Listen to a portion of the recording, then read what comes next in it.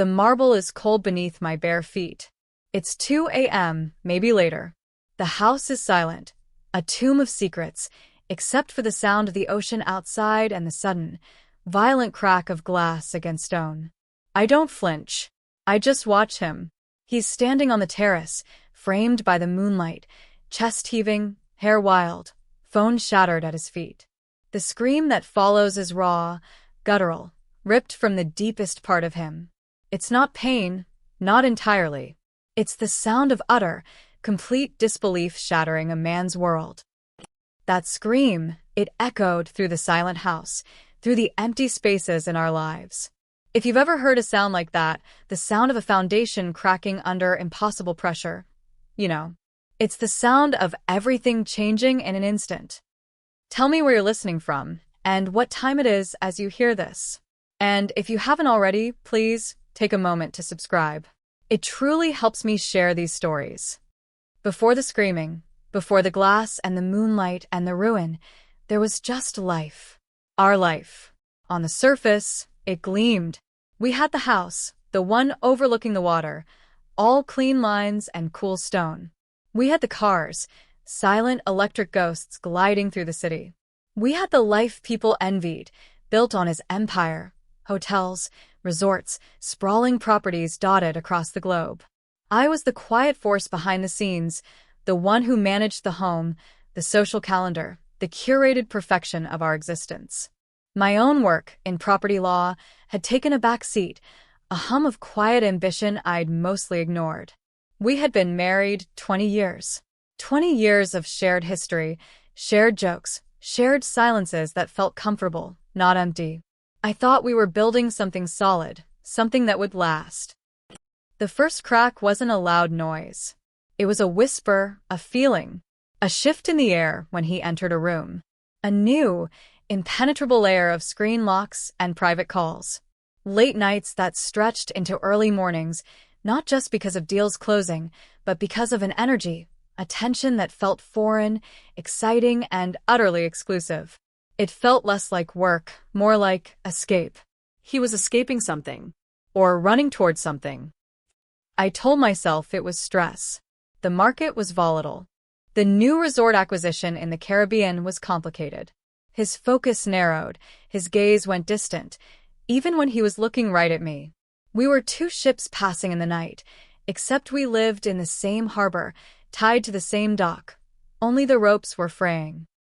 Then came the email.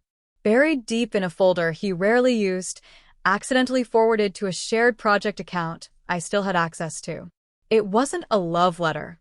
It was worse. It was a legal document, a preliminary agreement for the purchase of property. A small island. Private. Untraceable unless you knew exactly where to look. My breath caught in my throat. My hands trembled as I scrolled, the sterile legal jargon a shocking contrast to the implication. An island. Why would he buy a private island? We had homes everywhere. He hated being isolated. The only reason was someone else. Someone who needed isolation. Who needed discretion. Panic seized me, cold and sharp. My first instinct was denial. There had to be a mistake. A client? A strange investment? But the details, they whispered of a specific kind of luxury, a specific kind of secrecy. And the name associated with the shell corporation buying it didn't make sense in the context of his known business dealings. My legal mind, dormant but not dead, started turning. I couldn't confront him. Not yet. I had no proof, only a terrible suspicion blooming into icy certainty. He would lie. He would gaslight. He would turn my fear into a weapon against me. So, I started digging. Quietly. In the dead of night, while he slept his untroubled sleep, I became a ghost in my own house, haunting the digital trails he left behind. It was like pulling threads from a perfectly woven tapestry. Each thread revealed more of the hidden pattern beneath. Encrypted messages. Payments to offshore accounts that weren't linked to his business. Travel dates that didn't align with his stated destinations. And her name. It started appearing in coded references, in burner phone logs, in the names of files I wasn't supposed to see. She was young, beautiful in that sharp, hungry way of someone who knows exactly what they want and isn't afraid to take it. An actress.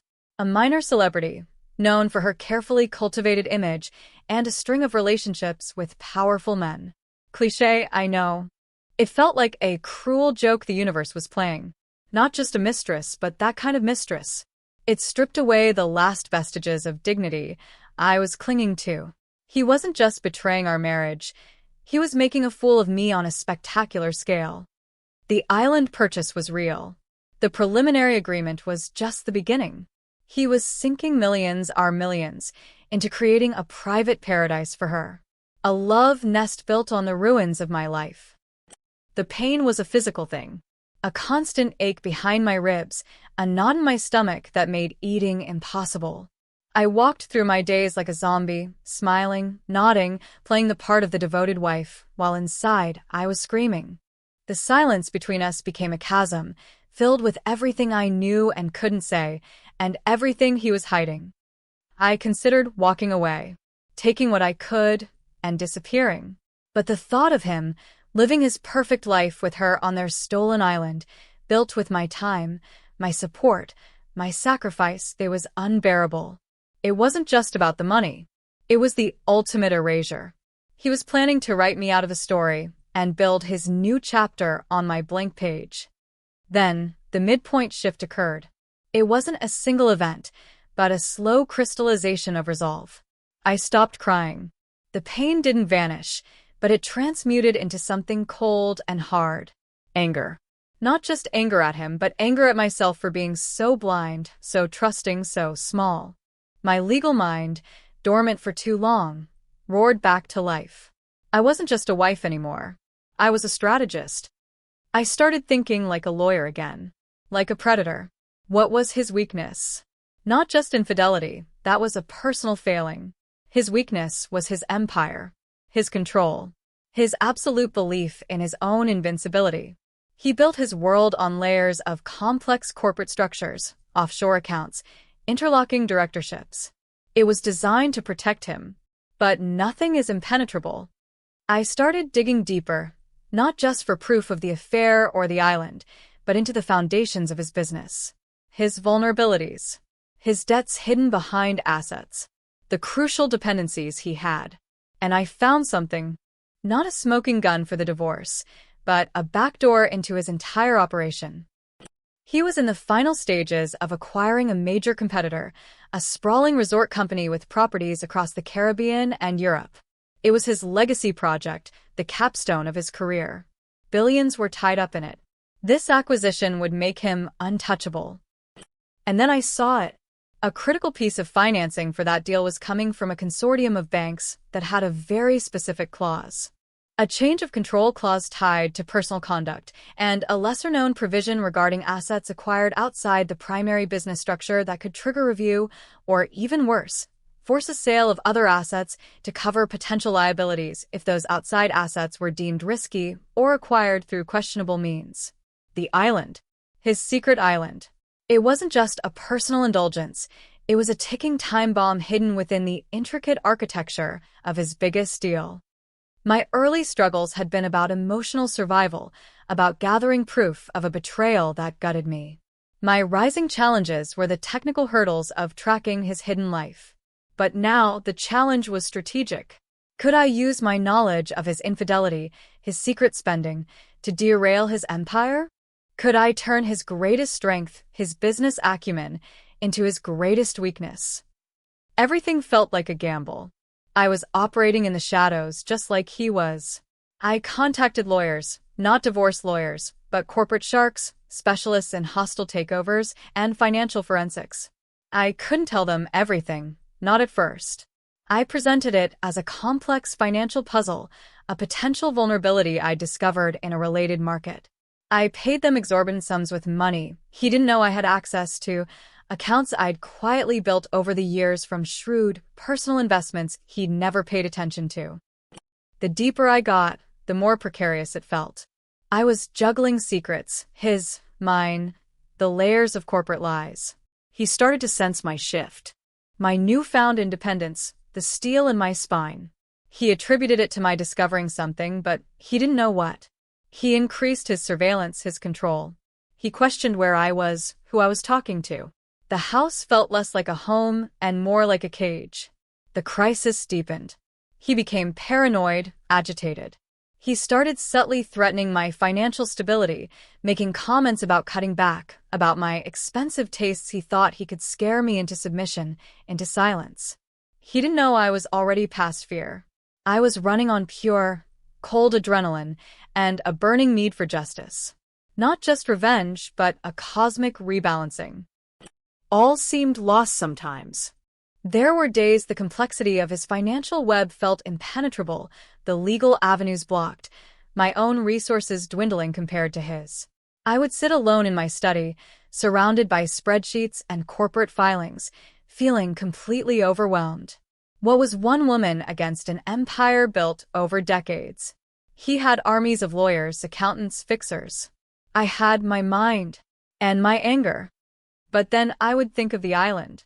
The palm trees swaying over sand he bought with stolen happiness. And I would think of her, stepping onto that private dock, believing she had won the ultimate prize. The sheer audacity of it fueled me. It wasn't enough to leave him. He had to lose. Truly lose. What he valued most. The turning point was the decision to stop planning and start acting. The corporate lawyers I'd hired confirmed the vulnerability. His acquisition of the resort company was dependent on maintaining a clean slate, a certain level of corporate integrity that the secret purchase of a multi-million-dollar private island via shell corporations and questionable financing methods could utterly compromise. Especially if that purchase was linked to personal misconduct that violated the financing agreement's morality clauses. It was a long shot. It required perfect timing, absolute secrecy, and leveraging every connection I'd ever made, professionally and socially, without revealing the core truth. I called in favors I didn't know I was owed. I spoke in hypotheticals, in whispers, planting seeds of doubt in the right ears, hinting at instability at the highest levels of his company just as the acquisition was being finalized. My plan wasn't just to expose him. That would lead to a messy divorce, a split of assets. He'd still walk away wealthy, maybe even keep the island, arguing it was an investment. No. My plan was to hit him where he lived. His legacy. His empire. I used the information about the island, not to confront him, but to subtly alert the financing consortium. An anonymous tip. A carefully worded letter hinting at undisclosed liabilities and potential breaches of the financing agreement related to significant, non-business-related asset acquisition by the principal. Enough to trigger their internal review process, to send shivers down their corporate spines just as the deal was closing. It wasn't illegal. It was strategic. I was using his own greed, his own hubris, his own carefully hidden secrets as a weapon against him. He thought he was so smart, so untouchable, building his little island fortress. He didn't realize that fortress was built on quicksand he himself had created. While their internal review was quietly churning, causing delays and frantic inquiries he couldn't understand the source of, I made my move. I leveraged my own assets, pulled strings, formed alliances he never would have expected. I targeted the competitor company he was trying to acquire. They were vulnerable, tired of his aggressive takeover tactics, wary of the unexplained delays in financing. I didn't just want to stop him from buying the resort company. I wanted to buy it myself. It seemed impossible. I wasn't a titan of industry like him, but I was smart, relentless, and I had information no one else did. I knew the exact point of maximum pressure on his deal, the precise moment his financing was most vulnerable, the instant the competitor company would be most receptive to an alternative offer. The climax wasn't a shouting match in a courtroom or a dramatic reveal at a press conference. It was quieter, colder, infinitely more satisfying. I signed the final papers in a sterile conference room overlooking the city skyline. The air conditioning was Arctic. The lawyers were quiet, efficient sharks in expensive suits. The company, his prize, the capstone of his empire, was now mine. Acquired. Legally. Cleanly. leveraging a confluence of events I had orchestrated by turning his secret betrayal into his public downfall. I didn't announce it immediately. I waited. I waited until the news hit the wires, a quiet press release amidst the morning market reports. And I waited until his internal systems flagged the massive, unexpected corporate shift. He called me while I was sitting on the terrace, the same terrace where he would shatter his phone hours later. The sun was setting, painting the sky in violent oranges and purples. I answered, my voice calm. He was yelling before I even said hello. Raging about the financing falling through, about the acquisition collapsing, about some anonymous report that torpedoed his deal. He was blaming everyone, the banks, the regulators, some phantom enemy he couldn't identify. It's gone, he roared into the phone, his voice cracking with fury and disbelief. The deal is dead. Someone sabotaged it. Everything is gone. I took a slow breath, watching the waves. Not everything, I said, my voice soft, steady. He paused, his rage momentarily replaced by confusion. What are you talking about? What isn't gone? Everything I worked for. The resort company, I said, cutting him off. It's not gone. It was just acquired. Silence on the other end. A long, thick, disbelieving silence. Then, a choked whisper. Acquired? By who? Who could possibly? By me, I said. And I watched the sun dip below the horizon. That's when he screamed. The scream that ripped through the night. The sound of his carefully constructed reality imploding. He screamed my name, he screamed obscenities, he screamed questions he already knew the answer to. He screamed as he threw his phone against the wall, shattering the glass, shattering the illusion of his control. He hadn't just lost the deal. He had lost it to me. The wife he had dismissed, the woman he thought was too naive, too quiet, too focused on her little world to ever challenge him. The woman he had been planning to discard, while he sailed away to a secret island with his mistress. His mistress. The island. My lawyers made sure the banks and the relevant authorities took a very close look at the financing used for that particular asset acquisition, as they untangled the mess left by his failed corporate takeover and the questions surrounding his financial practices. The legality of his island purchase, his use of corporate funds and shell companies for personal gain linked to infidelity, it became a very public, very messy problem for him. The island became less of a paradise and more of a liability, a flashing red light in his financial ruin. The aftermath isn't clean. There are still legal battles, investigations, the slow, agonizing process of dismantling a life built on lies. But the core victory is mine. I took his prize. His legacy project is now my legacy. The company he built his identity around is now under my control. I don't feel triumphant. Not entirely. There's a cold satisfaction. Yes, a deep-seated sense of vindication. But there's also an emptiness. The destruction was immense, the collateral damage significant. I lost my marriage, my perceived future, my innocence about the man I married. I gained an empire, but I lost my home. Walking through the headquarters of the company that is now mine feels surreal. The offices are vast, impersonal. They represent power, control, wealth. Everything he chased. I sit at the head of the table, a table he always envisioned himself commanding, and I feel tired. The island, I hear, is a problem for him now. A financial drain, a legal headache. He can't easily sell it without scrutiny. His mistress, predictably, is no longer in the picture. The glamour faded quickly when the private jet stopped flying and the hidden accounts were frozen. Paradise lost its appeal when the cost became too high. I look out the window of my new office, at the city sprawling below. It's a different kind of view than the ocean from the terrace. This view is concrete, steel, glass. It's a view of power, built on the ruins of betrayal. This story, it's not a blueprint for happiness. It's a story about what happens when you push someone too far, when you underestimate the quiet ones, when you build your dreams on quicksand made of lies.